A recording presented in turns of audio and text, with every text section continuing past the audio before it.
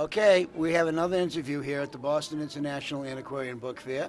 It's November 17th, 2018, and today we're going to be talking to Henry Wessells of James Cummins in New York.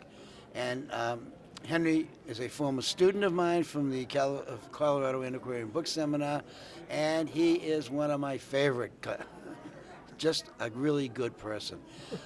Henry, tell us something about your background, your parents, siblings, etc., where you grew up.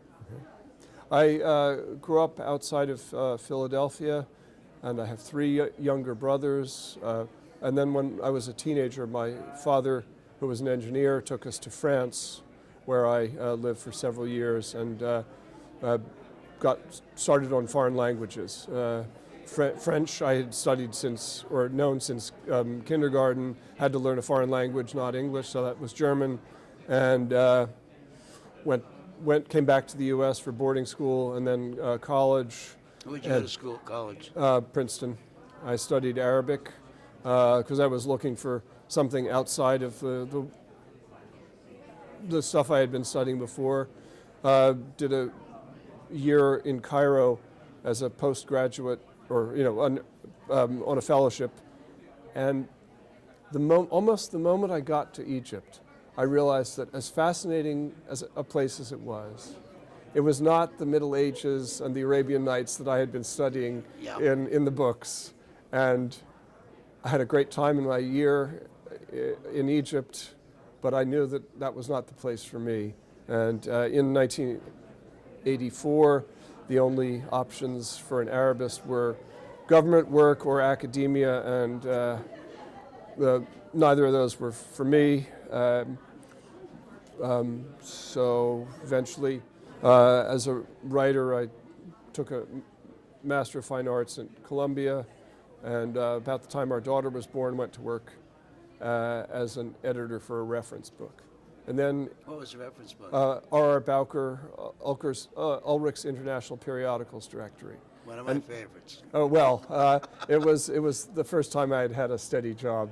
And then in the summer of 1996, I answered a box ad in the New York Times for an editorial writer, and that's how I met Jake Chernovsky. And it was a job I figured I could do. And so for, I guess, my first day on the job, I wrote 3 book reviews and 3 obituaries for AB. Yeah. The second day on the job was at the Boston Antiquarian Book Fair in 1996. And I did the rounds. This was the magazine that everybody read back then. It's called the Antiquarian Bookman. Yeah. And met several people whom I still know today. And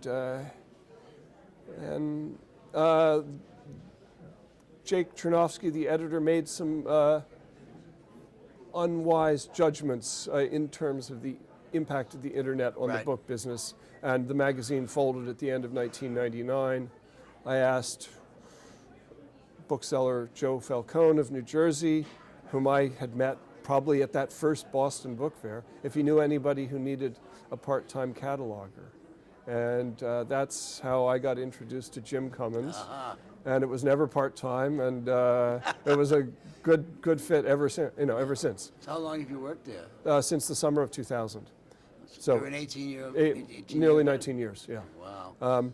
And Jim's a generalist, and my knowledge of science fiction, foreign languages, literature, all that was worked well. When I met you, Mike, on the Colorado seminar, that was probably the summer of 1997.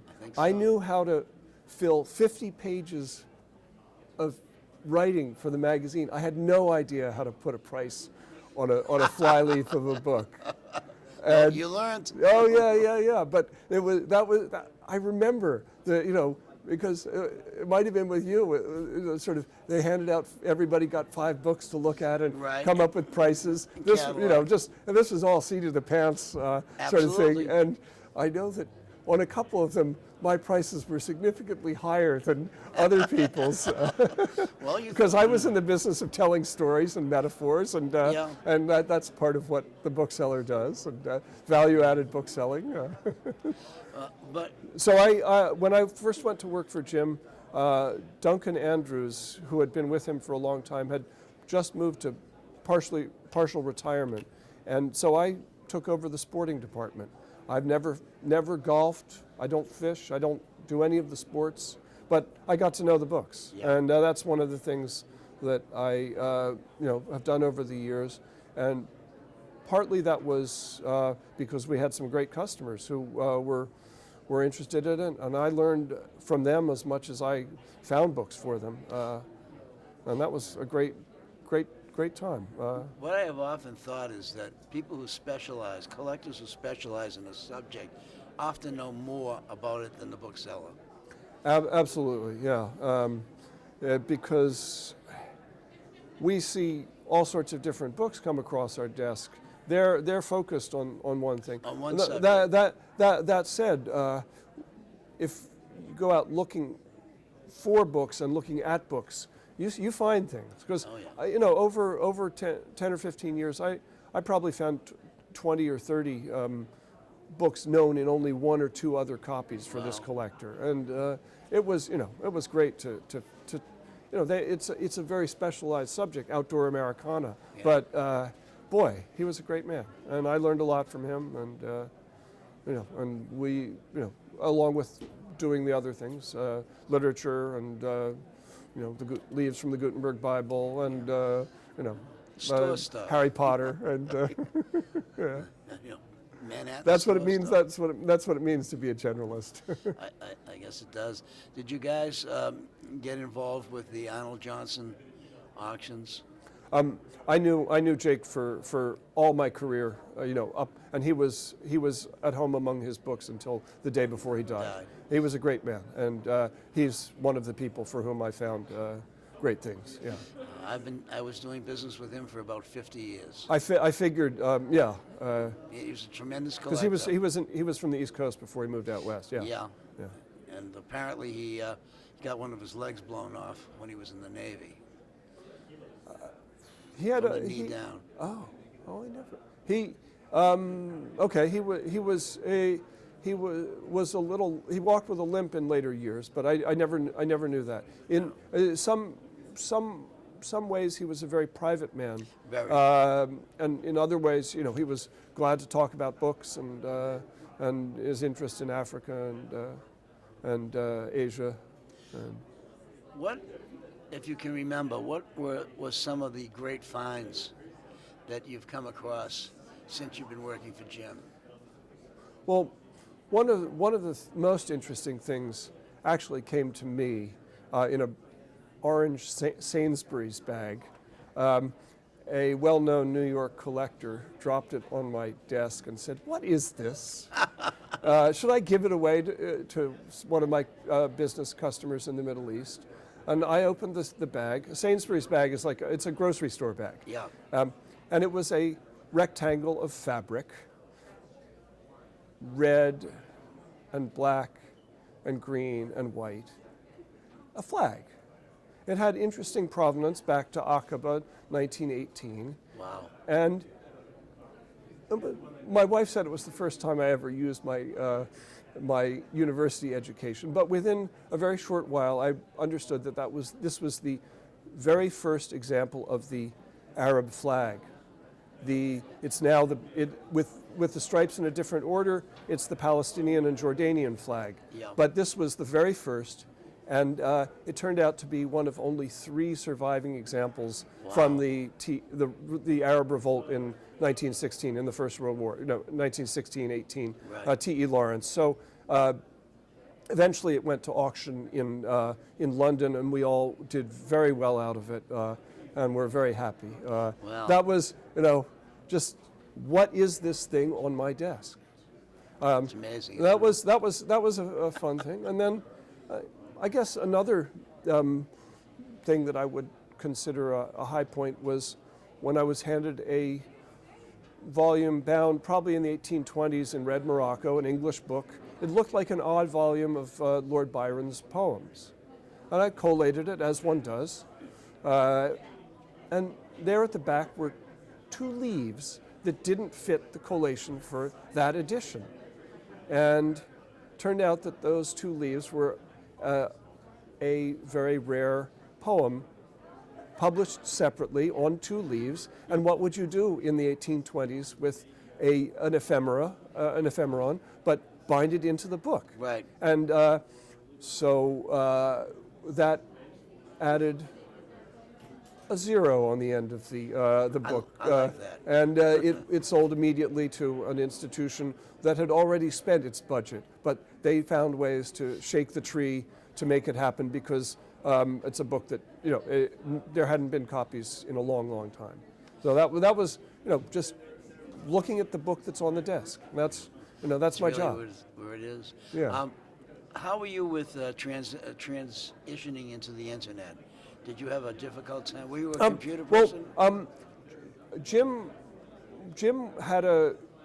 was very early on with adopted to the computer fairly early on. I think 1987 he had, because my colleague, now retired, Tim Johns, was very savvy with computers and designed a very sophisticated database. So they were already in 2000 listing books online when I joined them. So that was just one of the things that we did. Eventually, for a time, I took over managing the internet uploads, and it was always a way to sell books out of the warehouses that couldn't be shown in a Manhattan showroom. Right. And then we also began to get, as we put more expensive books online, we began to get customers out of the blue for big ticket items.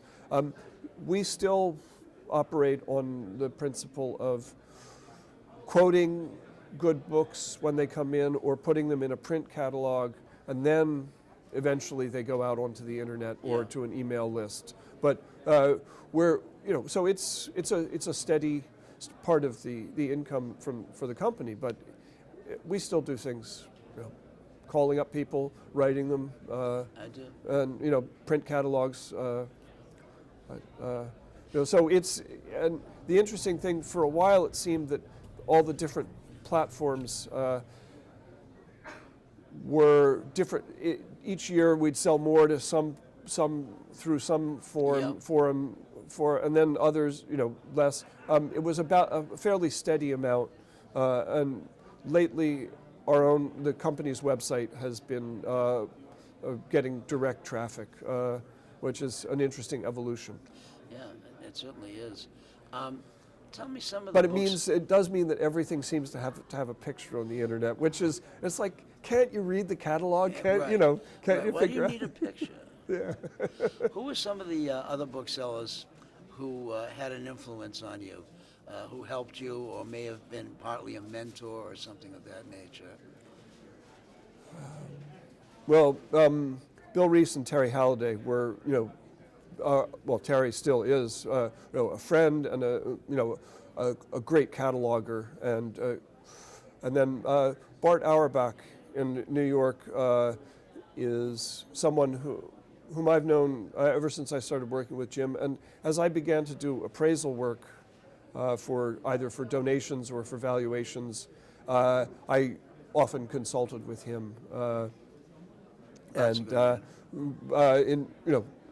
always good to have 50 years of experience to draw on. I'm still, at 18 and a half years, I'm still a comparative newcomer to the business. Yeah. Well, you made your mark already, so I wouldn't worry. Yeah. What do you see as some of the challenges that we face as booksellers moving forward? Always finding new customers. I mean, I remember the guy down in Virginia, Bookworm and Silverfish. Yeah. He used to do the book fairs. I met him doing the rounds at AB. He was always, where are the new customers going to come from? And that's still a question. Yeah. Sometimes when you have the books, they come to you, but you have to go out and we do book fairs, try and figure out ways to meet people and find things. I think also working with institutions to find out how they want to collect and how they can best use their limited budgets. Which are getting more limited. Alas, but that's an important long-term role of the book trade, because however enthusiastic an institution might be, they can't always buy everything at once. And one of the things that booksellers do is we hold on to things until we find the right customer. Right. Especially when we're going to afford to pay for it. Yeah. Well, that's the part of it. That's part of it. But so in that regard, thinking about institutional relations, Joel Silver of the Lilly Library has been a friend ever since my days at AB, and I am pleased to go out. I've been going out for the last 3 years to talk to the classes at the Lilly Library once a year on their rare book librarianship, on relations, what an antiquarian bookseller does, and relations between the book trade and the institutions. And it's neat to meet young people learning about the world. Yeah, it's really important.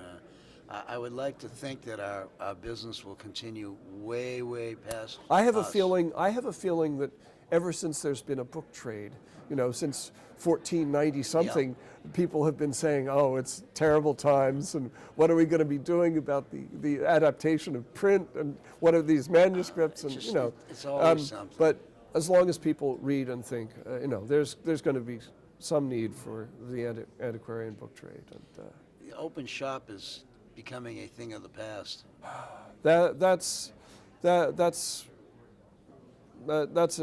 In this country, that's really driven by real estate, which is a factor. But until you see books, until you know booksellers, how can you know what you're getting? So I always like to actually look at the books. That said, if I buy books online, just like anybody else, but usually direct from book dealers I know. Me too. And But Henry, what advice would you give to somebody who is thinking about going into the book trade now? Learn or know foreign languages, because the world is not a monoglot English-only world, and the wider your horizons as a person, the wider your horizons as a bookseller. Look at books. The more books you see, the more you know how to grade condition, how to see what's an interesting book. And for me, if I can articulate my enthusiasm and interest in a book, I can